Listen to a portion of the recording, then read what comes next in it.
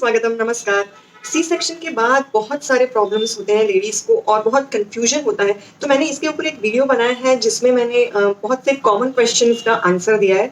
तो आज भी एक ऐसा ही वीडियो मैं आपके लिए लेकर आई हूँ जो कॉमन क्वेश्चंस होते हैं सी सेक्शन के बाद, उनके जवाब मैं आज देने वाली हूँ। ऐसे कुछ 3 या 4 क्वेश्चंस मैंने निकाल के रखे हैं और मैंने नोट्स भी बना के रखी ताकि अगर मैं कुछ भूल भी जाऊँ तो मैं उसमें से देख के आपको बता सकूँ। तो सबसे पहला जो क्वेश्चन होता है सी सेक्शन के बाद वो होता है कि आपको कॉन्स्टिपेशन हो रहा है या फिर गैस का प्रॉब्लम हो रहा है। कई बार कॉन्स्टिपेशन की वजह से गैस का प्रॉब्लम होना और एसिडिटी का भी प्रॉब्लम होना। तो ये काफ़ी हद तक कॉमन है। वो इसीलिए हो सकता है क्योंकि जो हमारा पेल्विक एरिया है, जहाँ से हमारे इंटेस्टाइन को सपोर्ट मिलता है और ब्लैडर और गर्भाशय पास होते हैं वहाँ से, तो वो जो पेल्विक एरिया है उस पे ड्यूरिंग प्रेगनेंसी प्रेशर आता है, डिलीवरी के टाइम पे भी ये सारे मसल्स रिलैक्स हो जाते हैं। तो इसकी वजह से हमारी जो आंतें हैं उनको शायद सपोर्ट मिलने में थोड़ा प्रॉब्लम होता है और इसीलिए कॉन्स्टिपेशन का या गैस का प्रॉब्लम्स हो सकता है। और इसलिए आपको ध्यान रखना चाहिए कि आप जो डाइट खा रहे हैं वो फाइबर वाली हो, क्योंकि फाइबर बहुत ही ज़रूरी होता है कॉन्स्टिपेशन मिटाने के लिए। और आप ज़्यादा से ज़्यादा पानी पीजिए, दिन में 4 से 5 लीटर पानी आप ज़रूर से पीजिए, इससे आपको यूरिन इन्फेक्शन भी नहीं होगा और कॉन्स्टिपेशन का भी प्रॉब्लम नहीं होगा। प्लस आप क्या कर सकते हैं कि आप जो खाना है, वैसे भी आपको 3 महीने तक तो बाहर का खाना या ऑयली स्पाइसी खाना नहीं खाना होता है आफ्टर सी सेक्शन। तो आपको ये बहुत ही ध्यान रखना है, बिल्कुल भी मत खाइए तली हुई चीज़ें या फिर बाहर से मंगाई हुई चीज़ें खानी नहीं है, ये आपको ध्यान रखना। दूसरा कि आपको ऐसे फूड जो कॉन्स्टिपेशन करते हैं या गैस करते हैं, वो आपको अवॉइड करने हैं और आपको खुद ढूँढना है कि आपको कौन से फूड गैस या कॉन्स्टिपेशन करते हैं, क्योंकि हर एक का बॉडी टाइप अलग होता है। तो किसी-किसी को एप्पल से या पोमेग्रेनेट से कॉन्स्टिपेशन होता है, किसी-किसी को कैबेज से गैस होता है। तो ये आपको ही ढूँढना है कि आपको किस पर्टिकुलर फूड से गैस या कॉन्स्टिपेशन होता है, उससे आप दूर रहिए। सी सेक्शन के बाद मुझे भी गैस का प्रॉब्लम हुआ था। नॉर्मली भी मुझे गैस और एसिडिटी का थोड़ा प्रॉब्लम है, तो मैं ध्यान रखती हूँ खाने-पीने में हमेशा।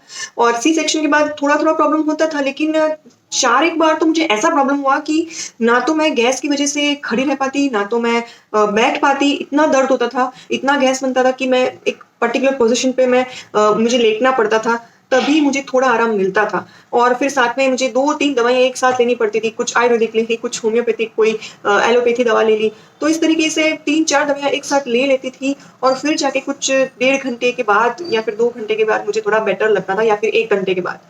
तो ऐसी प्रॉब्लम हो सकती है सी सेक्शन के बाद। कई बार ऐसा होता था कि किसी कारणवश मुझे लेट खाना पड़ा, तो बहुत ही ज़्यादा देर हो गई, तो इसकी वज़ह से भी मुझे प्रॉब्लम हुआ था, मुझे याद है। बाकी तो मुझे रीज़न्स याद नहीं है, बट कुछ ना कुछ ऐसा हुआ होगा जिसकी वज़ह से बहुत ही ज़्यादा प्रॉब्लम हो गया। तो ये 6 महीने तक ऐसा रहा कि बहुत खराब सिचुएशन रही। उसके बाद मुझे टच वुड ऐसा प्रॉब्लम नहीं रहा है। तो मैं कोशिश करती थी कि जो मेरा खाना है वो मैं टाइम पे खा लूँ और हेल्दी फूड खाऊँ। स्पाइसी फूड वग़ैरह तो मैं अवॉइड ही करती थी, तो आप भी ज़रूर से ऐसा करिए ताकि आपको कोई कॉन्स्टिपेशन या गैस का प्रॉब्लम ना हो। इसके बाद जो दूसरा सवाल होता है लोगों का कि डिलीवरी के बाद यानी कि सी सेक्शन डिलीवरी के बाद पेन कब तक रहता है? तो देखिए अभी ये भी हर एक के बॉडी टाइप के ऊपर है। नॉर्मली डॉक्टर्स बोलते हैं कि आपको क्योर होने में 3 महीने लगभग लग जाते हैं, 6 से 8 वीक। बट ये डॉक्टर का एक जनरलाइज़्ड किया हुआ टाइम होता है। ऑन एन एवरेज सबको इस टाइम पे ठीक होता है, लेकिन ये सबका एक्सपीरियंस जो है ना वो अलग-अलग होता है। सी सेक्शन किस वजह से हुआ, सी सेक्शन के टाइम पे क्या पर्टिकुलर चीज़ें आपके साथ हुई या फिर क्या प्रेशर्स आपको पड़े आपके बॉडी पे, तो ये सब अलग-अलग हर एक के लिए होता है। तो इसीलिए हो सकता है किसी को पेन जल्दी खत्म हो जाए, किसी को ज़्यादा देर तक रहे। लेकिन एक चीज़ है कि सी सेक्शन के लगभग डेढ़ महीने बाद ऐसा लगता है आपको कि नहीं हम थोड़ा बेटर फ़ील कर रहे हैं। जो शुरुआत में एकदम से जो प्रॉब्लम होता है, एकदम मतलब बैठ भी नहीं पाते, चल नहीं पाते, तो चलते हैं तभी भी वो अब मतलब महसूस होता है कि यहाँ पे टाँके दुख रहे हैं। तो वो सब जो चीज़ें हैं, करवट लेते टाइम खड़े होने में प्रॉब्लम होना, ये सब थोड़ा-थोड़ा कम होने लगता है, तो आपको बेटर फ़ील होता है डेढ़ महीने के बाद लगभग। और उसके बाद लगभग आप समझिए 3 महीने तो आपको लग ही जाते हैं टोटल रिकवर होने में। तो कभी-कभी ऐसा भी हो सकता है कि आपके जो इंटरनल स्टिचेज़ हैं वो 6 महीने तक क्योर हो रहे हैं, तो आपको इसलिए ध्यान रखना है कि आप ऐसा कोई भी काम ना करें जिससे आपके स्टिचेज़ वाले एरिया पे प्रेशर आए, कि इससे आपका जो पेन है वो अगर मिटने आया होगा तो भी फिर से आपको होने लगेगा, क्योंकि इंटरनल स्टिचेज़ तो अभी भी आपके क्योर हो रहे हैं, तो आपको ये बिल्कुल ध्यान रखना है। किसी-किसी को पैर की नस भी चढ़ जाती है सी सेक्शन के बाद, तो वहाँ पे भी खींचने की वज़ह से पैर में कहीं न कहीं दर्द होता है। आपको ये भी ध्यान रखना है कि आप ज़्यादा देर तक बैठे ना रहें, क्योंकि काफ़ी लेडीज़ का ऐसा होता है कि सी सेक्शन के बाद जैसे कोई मिलने आया, तो बैठ गए जाके, फिर काफ़ी टाइम तक बात करने बैठे किसी से। तो बैठना है ना वो आपको अवॉइड करना है। एटलीस्ट 3 महीने तक अगर आप अवॉइड कर लेंगे तो यकीन मानिए आपको बहुत ही फ़ायदा होगा और बहुत जल्दी आप क्योर होंगे, क्योंकि जितना ज़्यादा आप बैठोगे उतना ही ज़्यादा आपके स्टिचेस पे और आपकी बैक पे प्रेशर आएगा और इसीलिए आपको रिकवर होने में ज़्यादा समय लगेगा। तो आपके घर पे चाहे कोई मेहमान आया हो आपसे मिलने या कुछ भी हो, आप लेटे रहिए, आप मत बैठिए उस टाइम पे, सिर्फ बेबी को फीड कराते टाइम आप बैठिए। हो सके तो आप बेंड मत होइए ज़्यादा, जितना आप झुकते हैं उतना ही आपके बैक पे और आपके स्टिचेस पे प्रेशर आता है। तो अगर आपको कुछ चीज़ नीचे से लेनी है ऐसे, तो आप अपनी नीज़ को बेंड करके ही वो चीज़ लीजिए, ताकि आपकी कमर को आपको बेंड ना करना पड़े और इसकी वजह से आपको बैक पे या स्टिचेस पे कोई प्रेशर ना हो और पेन ना हो। तो पेन की बात हर एक के केस में अलग-अलग होती है। 6 महीने के बाद भी किसी को पेन रह सकता है, 1 साल तक भी रह सकता है। मुझे कुछ डेढ़ महीने के बाद अच्छा फ़ील हुआ था। नॉर्मली जो डॉक्टर 6 टू 8 वीक्स बोलते हैं, उसके बदले मुझे 11 वीक्स लगे थे। मुझे याद है अच्छी तरह से, तब मुझे थोड़ा बेटर लगा था। बाकी तो अगर मैं अभी की बात करूँ तो मुझे सवा 2 साल हो गए हैं सी सेक्शन को, लेकिन फिर भी जो स्टिचेस वाला एरिया है ना, वहाँ पे सेंसेशन ना फ़ील होना, वो अभी भी होता है। तो वहाँ पे अगर मैंने हाथ ऐसे ज़ोर से दबा दिया तो मुझे कोई ऐसे फ़ील ही नहीं होता। तो जैसे सुन्न हो गई हो ना जगह, इस तरह का मुझे अभी भी लगता है और मैंने काफ़ी लोगों से सुना भी है कि डिलीवरी के 5-5 साल बाद भी उनको ऐसे ही रहता है, मतलब कुछ फ़ील नहीं होता।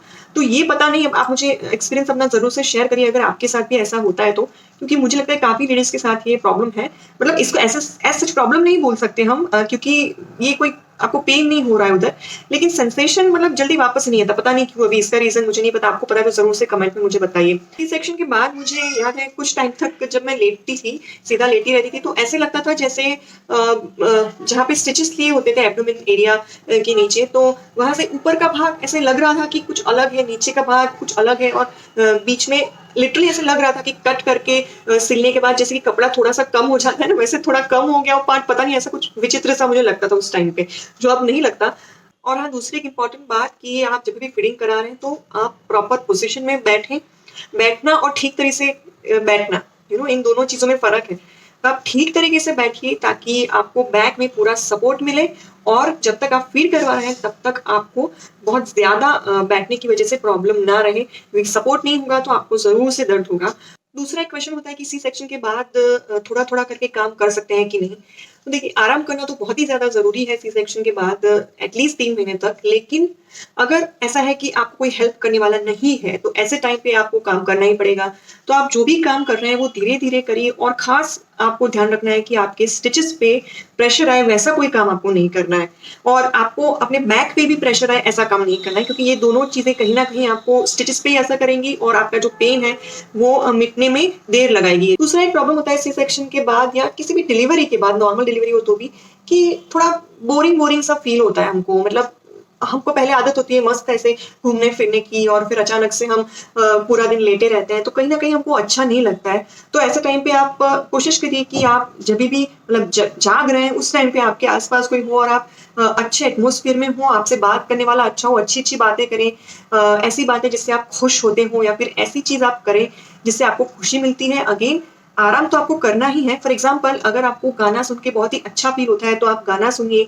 अगर आपको टीवी में कोई प्रोग्राम देख के अच्छा फ़ील होता है और आपके अगर आराम कर रहे हैं उस जगह पे अगर टीवी है, तो आप देख सकते हैं। बहुत ज़्यादा देर तक मत देखिए, लेकिन ये चीज़ें आप कर सकते हैं जिसकी वज़ह से आपको अच्छा लगे और आप बातें भी करते रहिए, जो भी आपके साथ है उससे बेबी के रिलेटेड बात करते रहिए। कुछ नया-नया आपको जानने को मिलेगा। बेबी की नई-नई हरकतें हैं, उसके बारे में बात करिए और पॉज़िटिव सोचने की कोशिश करिए, क्योंकि शुरुआत के जो कुछ महीने होते हैं, डेढ़ 2 महीने, वो बहुत ही डिफ़िकल्ट होते हैं और मुझे ऐसा था कि पता नहीं मैं कब इस फ़ेज़ से बाहर निकलूँगी। कि अगर आपको बहुत ही ज़्यादा लो फ़ील हो रहा है, बहुत ही आपको स्ट्रेस जैसा लग रहा है या फिर आपको कोई खुशी नहीं मिल रहा है किसी भी चीज़ से, आपके बच्चे को देख के भी खुशी नहीं मिल रही है।